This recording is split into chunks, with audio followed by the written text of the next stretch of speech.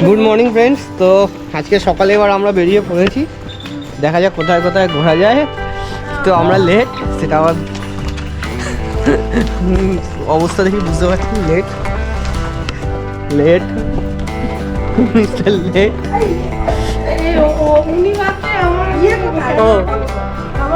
আর একটা late late late ঠিক আছে, সকাল 6টায় বেরোনোর কথা ছিল, 4 ঘন্টা লেট, বেশি না। পাঞ্চুয়াল উঠেছি তো আমরা সেই সেম টাইমে, কিন্তু ব্যাপারটা হচ্ছে একটু এনজয় করতে এসেছি বলে 4 ঘন্টা লেট, বেশি লেট না কিন্তু, 4 ঘন্টা লেট, মাত্র 4 ঘন্টা লেট।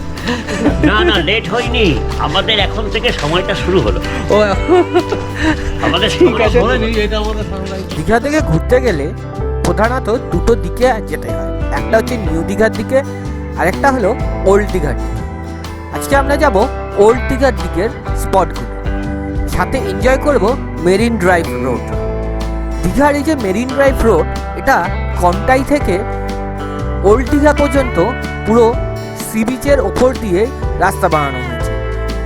এখানে কন্টাই থেকে আসলে শোলা ব্রিজ থেকে টানা ওল্ড দীঘা অবধি এই রাস্তা ধরে আসা যায়। দেখতে দেখতে পৌঁছে গেলাম শঙ্করপুর সি বিচের কাছে। শঙ্করপুরের এই রাস্তাটা খুব সুন্দর। শঙ্করপুর সি বিচের ক্ষেত্রে বলে রাখি, শঙ্করপুর সি বিচে রয়েছে দু ধরনের স্বাদ। একদিকে বানানো পার্ক, থিম পার্ক, আরেকদিকে সুদীর্ঘ বিস্তৃত সি বিচ। তো আমরা চললাম সেই সি বিচের দিকে।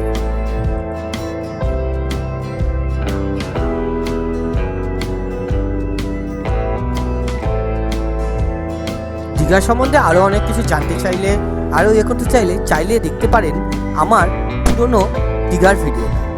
সাইডে আই বাটনে দিয়ে দিলাম তার লিঙ্ক, সাথে ডেসক্রিপশন বক্সেও দেওয়া থাকবে তার লিঙ্ক।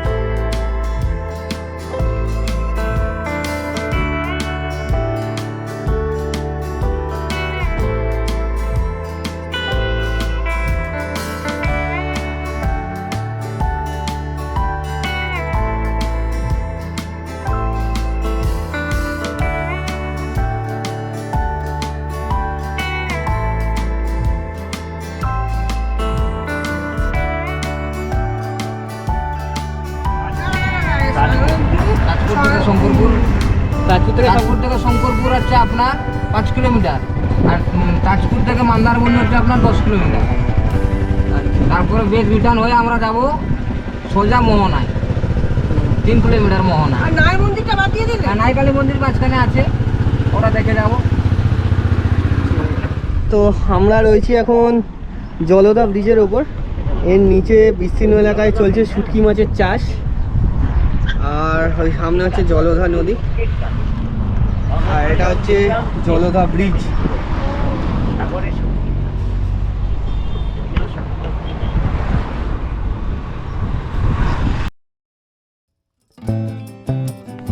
দেখতে দেখতে চলে এলাম মন্দারমণির রোজ ভ্যালি বিচে। মন্দারমণিতে অনেকগুলো বিচ রয়েছে, যেমন লাল কাঁকড়া বিচ, মন্দারমণি বিচ, মন্দারমণি রোজ ভ্যালি বিচ, এছাড়াও আরও অনেক বিচ।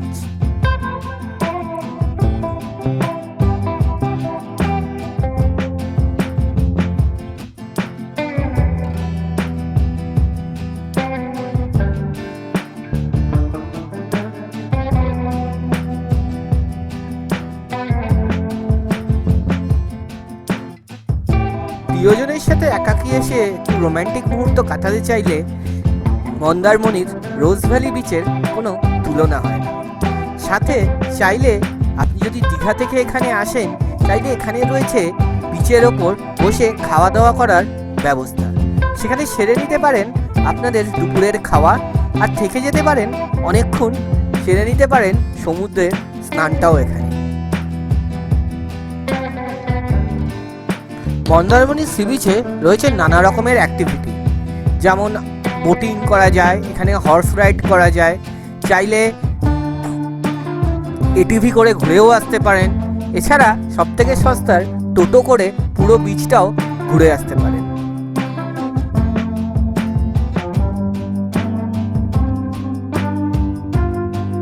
এদিকে আমাদের ক্ষুদে সদস্য হঠাৎই একটা দোলনা খুঁজে পেয়ে সেখানে খেতে শুরু করলো দোল। আর তার বাবাও কিসে কম যায়, তার বাবা ওখানে শুরু করলো কাঁকড়াদের সাথে খেলা করা। আমার তো ভাই দেখেই ভয় লাগছে, যদি কাঁকড়া দেয় কামড়ে।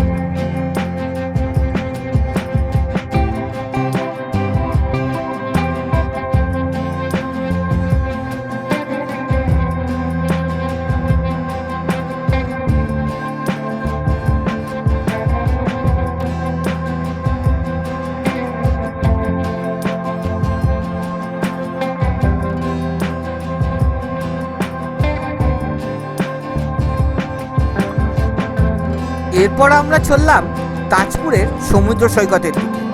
তাজপুরেও আগের বার দেখেছিলাম সব কিছু হয়ে গেছে পার্ক বেস্ট, তো দেখা যাক এবার কেমন দেখি। যেমন এবার মন্দারমণিতে এসে জানলাম মন্দারমণি তাজপুরে একই জায়গায় বিভিন্ন নামে নানা রকমের বিচ রয়েছে, যার বিভিন্ন বিচের ভিউ বিভিন্ন রকম।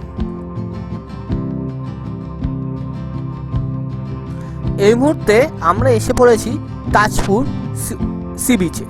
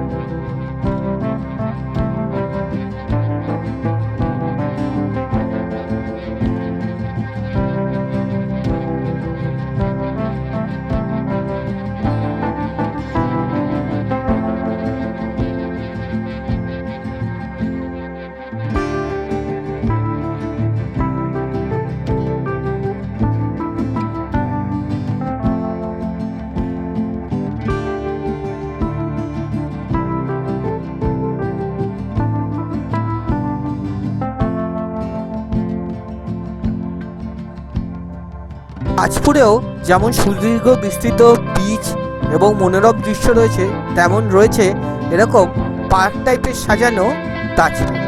এটা সেই সাজানো তাজপুর।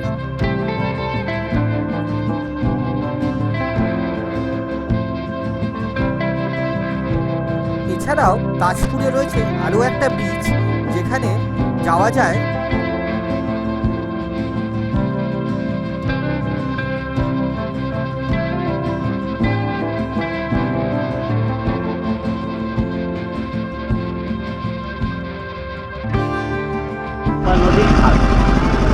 চম্পা নদীর খালে। এটা একটা জেটি, এইখান থেকেই সব নৌকো টৌকো ছাড়ে, মানে মাছ ধরার নৌকো।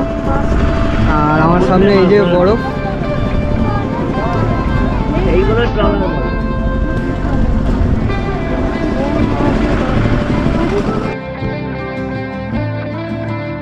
চম্পা নদীর খালের এই বন্দর তাজপুর বন্দর নামে বিখ্যাত। এই তাজপুর বন্দরে আসলে এন্ট্রি ফি লাগে যা 10 টাকা।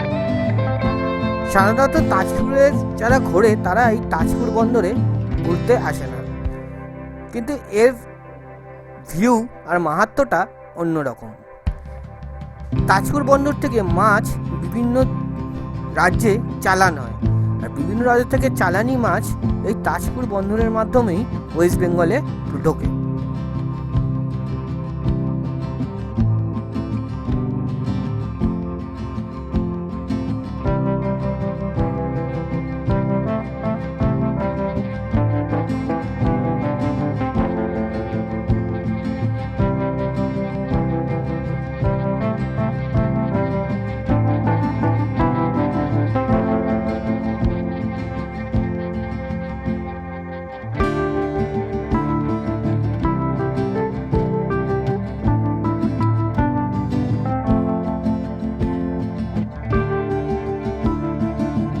এখানে আসলে ট্রলার কিভাবে তৈরি হয় সেটাও আপনারা ঘুরে দেখতে পারেন।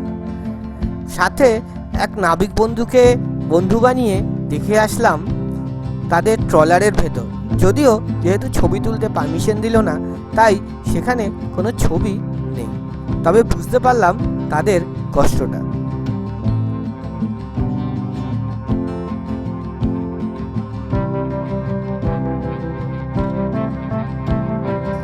এবার আমরা চলে আসলাম এখানকার একটা মন্দিরে, যার নাম নায়কালী মন্দির। যাওয়ার সময় এর পাশে একটা নায়কালী ব্রিজ পড়বে, যার থেকে সমুদ্রের ভিউটা খুব অসাধারণ। এখানে পরবর্তী প্রস্তুতি চলছে, যেখানে লেজার শো এর মাধ্যমে দীঘার পুরনো ইতিহাস দেখানো হবে। এই সেই জায়গা যেখানে চলবে লেজার শো।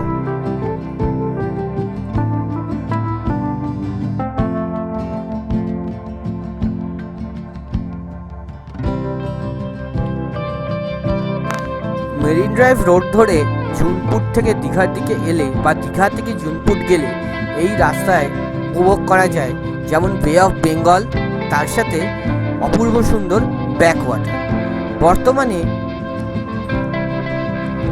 বন দপ্তরের প্রচেষ্টায় দীঘার সমুদ্রকে বাঁচাতে, দীঘার সমুদ্র সৈকতকে বাঁচাতে লাগানো হচ্ছে প্রচুর পরিমাণে ম্যানগ্রোভ গাছ।